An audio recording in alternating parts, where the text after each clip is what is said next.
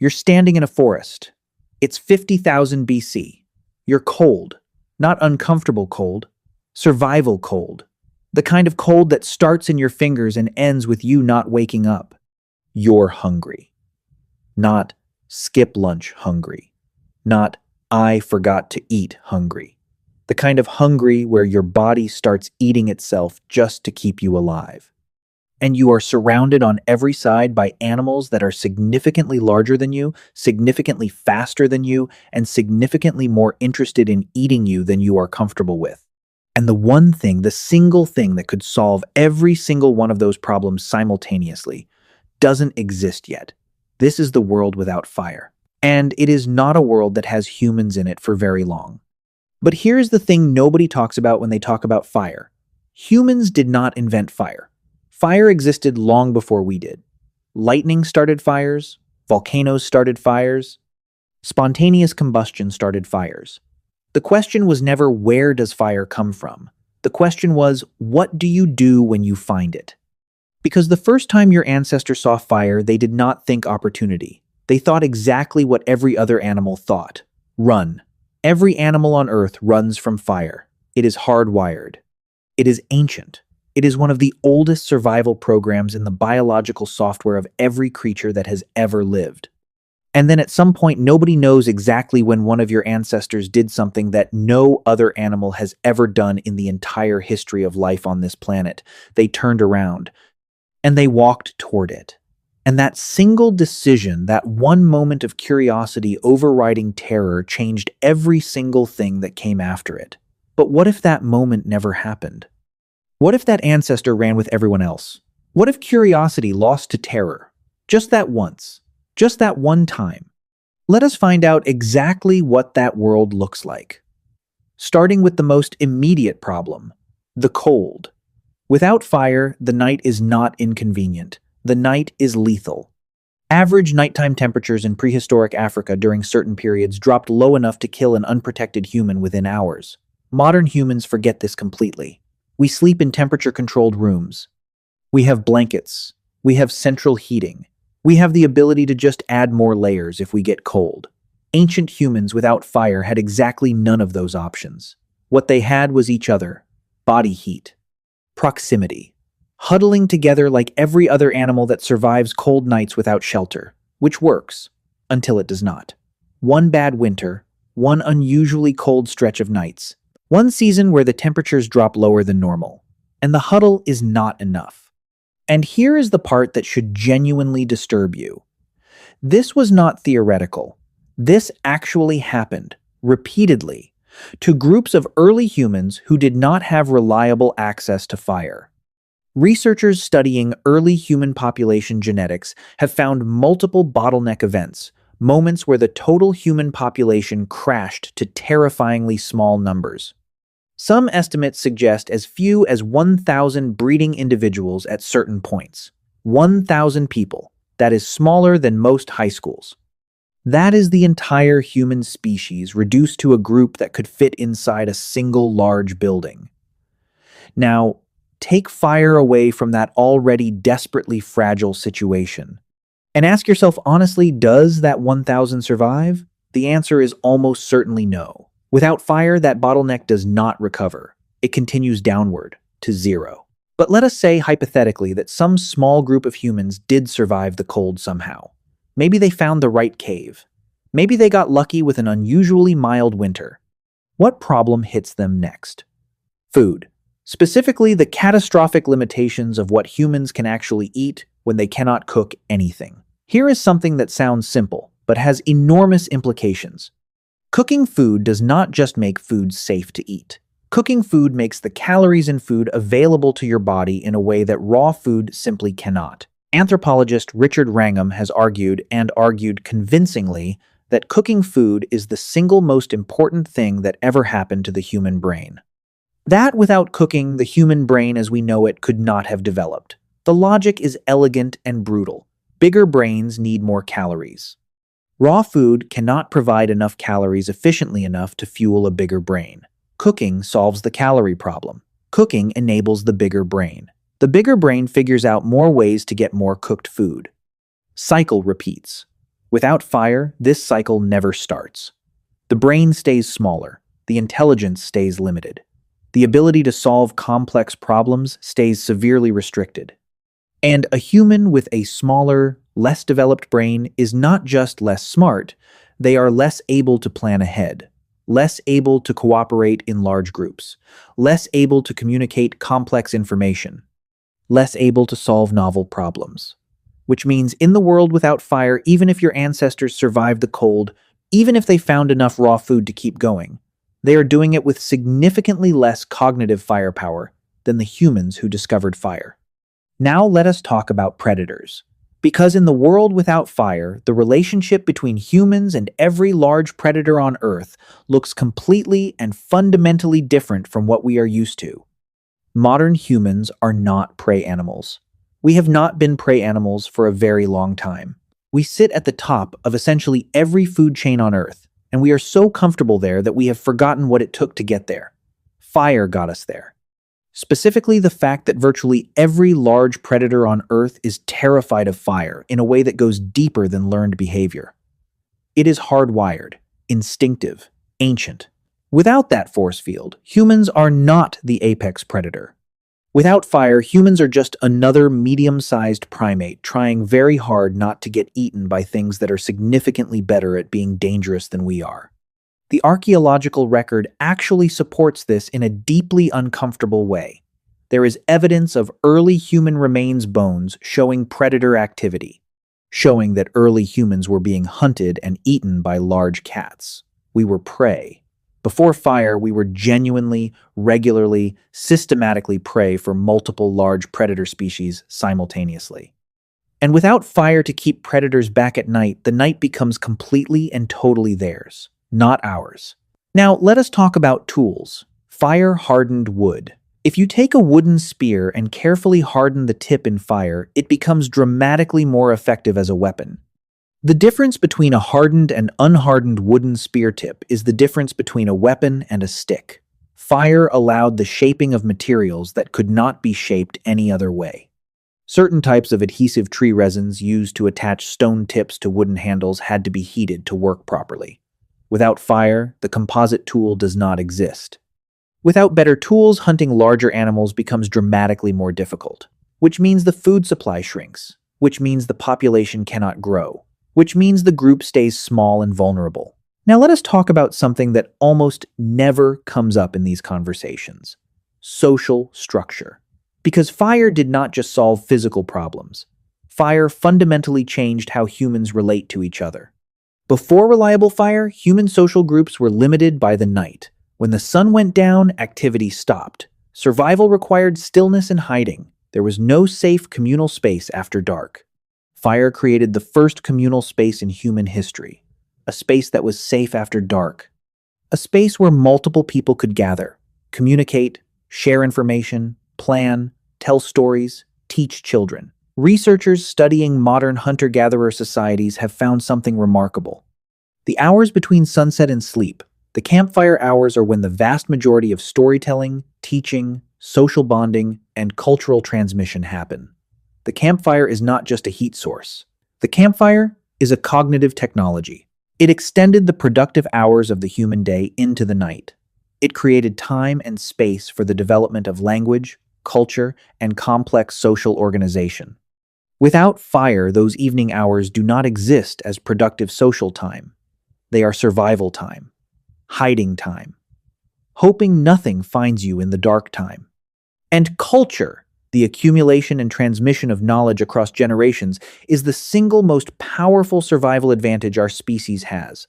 More than speed, more than strength, more than claws or venom or size. Because culture means you do not have to learn everything yourself from scratch.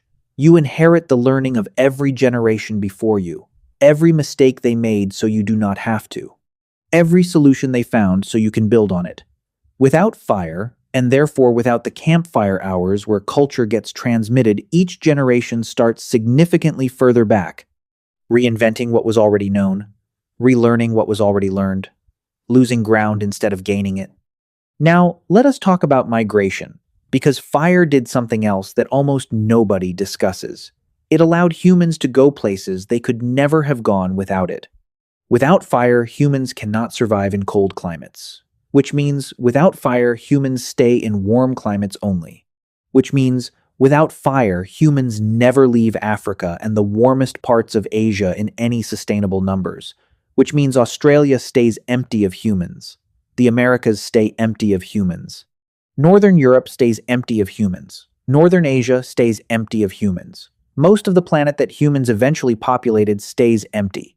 And a humanity confined to a small, warm strip of Earth with no fire, limited tools, no campfire culture transmission, smaller brains, being actively hunted by large predators is a humanity that is permanently vulnerable to a single bad event. A volcano, a prolonged drought, a new predator species moving into their territory, a disease. Any one of these events hitting a small, isolated population with limited cognitive tools and no fire could be the end. And here is the truly sobering part. We know this is not theoretical because we have examples. Multiple hominin species, our evolutionary cousins, did not master fire in the same way we did. And they are all gone. Homo erectus used fire, but evidence suggests they could not reliably start it, only maintain it when they found it. They went extinct. Neanderthals used fire regularly, but evidence suggests their relationship with fire was less sophisticated than ours. They went extinct. We are the last ones standing. Out of a remarkably diverse family of human-like species that once existed on this planet, we are the only ones left. And our relationship with fire is one of the most significant reasons why. Now, let us zoom out even further. Because the consequences of no fire do not stop at human survival. They extend outward into everything that human existence eventually produced. Agriculture, the entire foundation of human civilization as we know it, requires fire. Clearing land for farming fire, processing grain fire, cooking the food, grown fire. Pottery for storing food fire. Without fire, agriculture as we know it does not exist. Cities. Urban civilization, humans living together in large, dense, permanent settlements, requires the food surplus that only agriculture can provide. Agriculture requires fire. No fire, no agriculture. No agriculture, no food surplus. No food surplus, no cities. Writing. Human civilization's most powerful information storage technology, developed in cities by people who had time to think because agriculture fed them. No fire means no cities. No cities means no writing. Science, mathematics, medicine, philosophy. All of it requires the same chain. People with enough food and enough safety and enough time to think about things that are not immediately about survival. Fire starts that chain.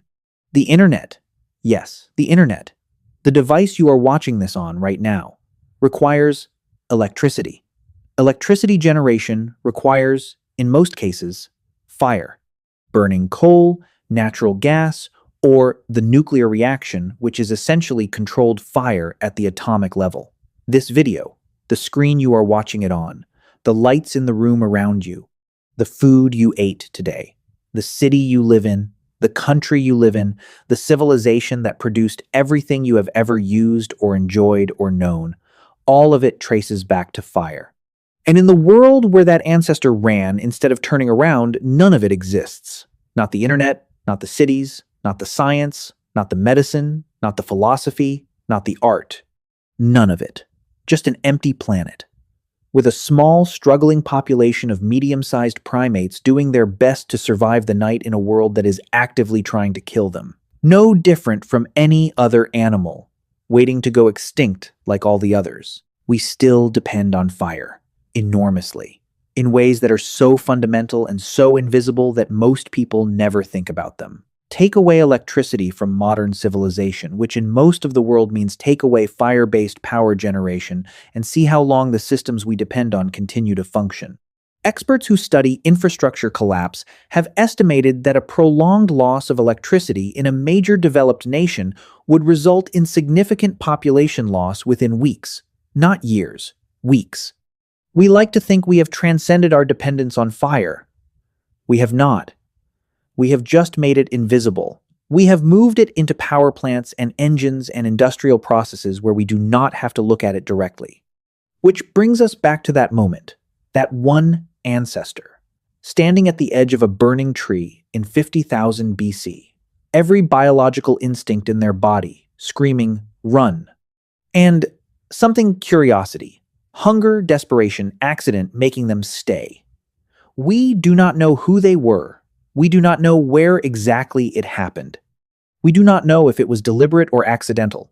We do not know if they understood what they were doing or just did it anyway. What we know is what came after. Everything came after. Every human achievement, every human failure, every human story ever told came after that moment. Every person who has ever lived, every song ever sung, every building ever built, every battle ever fought, every love story ever experienced, every discovery ever made, every meal ever cooked, every child ever born into a world warm enough to survive in. All of it, because someone stayed. And now, here is the question that should sit with you after this video ends. Not the historical question, the personal one. How many times in your own life have you stood at the edge of something unfamiliar? Something that your instincts said run from. Something that felt dangerous or uncomfortable or unknown. And how many times did you run? And how many times did you stay? The ancestor who turned around and walked toward the fire was not braver than the ones who ran. They were probably just as terrified. Fear was not the difference. What they did with the fear was the difference. Every significant thing that humans have ever done required someone to stay when everything in them said run. Every discovery, every innovation, every creation, every connection. Someone had to override the run instinct and stay. You are made of people who stayed. Every single ancestor you have going back to that first fire stayed long enough to survive, to reproduce, to pass something forward. You are the biological result of 50,000 generations of staying, which means the capacity to stay, to override the run instinct and engage with the unfamiliar is not just a personality trait. It is a biological inheritance. It is in you. It has always been in you. The question is just whether you use it. Next time, something unfamiliar appears in front of you. Next time, your instincts say, run. Next time, comfort is behind you and the unknown is ahead. Remember this. Someone exactly like you, with the same fear, the same uncertainty, the same limited information, the same biological run instinct, stood at the edge of something terrifying and unknown. And they stayed. And everything came from that. Fire did not just warm the human body. Fire warmed the human mind. It created time and space for thought, for story, for connection, for the slow accumulation of everything that makes us what we are. Every book ever written was written in the light of fire. Every idea ever had was thought in warmth that fire provided. Every relationship ever formed was deepened around a fire that made gathering safe. We are a fire species. More than any other single thing, fire is what made us human. Not just biologically, not just cognitively, but culturally, socially, spiritually, fire is woven into the fabric of what we are. The campfire is still in you. Every time you gather with people you care about around shared light and warmth, every dinner table, every bonfire, every candlelit conversation, you are doing what your species has done for 50,000 years. The instinct to gather around light, to share warmth, to tell stories in the safe space that fire creates. That instinct is 50,000 years old. It is as old as our species. It is, in many ways, what our species is. In the world without fire, none of those gatherings ever happen. None of those stories ever get told. None of those connections ever get made. The campfire circle, first social technology our species ever invented, never exists. The dinosaurs dominated this planet for 165 million years. They are gone. The planet did not need them to continue. The planet does not need us either. What the planet gave us was a chance. A set of circumstances that made intelligence and tool use and fire possible, and we took that chance and we ran with it, literally and figuratively. And the running, the spreading across the planet, the building, the creating, the discovering, all of it began with one person who did not run, who stayed, who walked toward the fire instead of away. We do not know their name. We will never know their name. But everything you have ever known, every person you have ever loved, every experience you have ever had exists because of what they did. The most important person in human history has no name, has no grave, has no monument, has no record. They are just a single decision made in the dark, 50,000 years ago. And that decision is still burning. In every power plant, in every engine, in every kitchen, in every candle, in every screen. The fire they started has never gone out. It just keeps changing form. And you right now are part of that chain. Another link. Another person keeping the fire going in whatever form it takes in your life. The world without fire is not just a historical thought experiment. It is a reminder of how close the margin actually is, of how much depends on single decisions made by single individuals in moments of fear and uncertainty, of how much we owe to people whose names we will never know, whose faces we will never see, whose lives we can barely imagine, but without whom none of this exists. Fire did not just save the human species. Fire revealed what the human species is capable of. And what it is capable of, given time and warmth and safety and the space to think, turns out to be everything. Everything. That is what was at stake at that burning tree 50,000 years ago.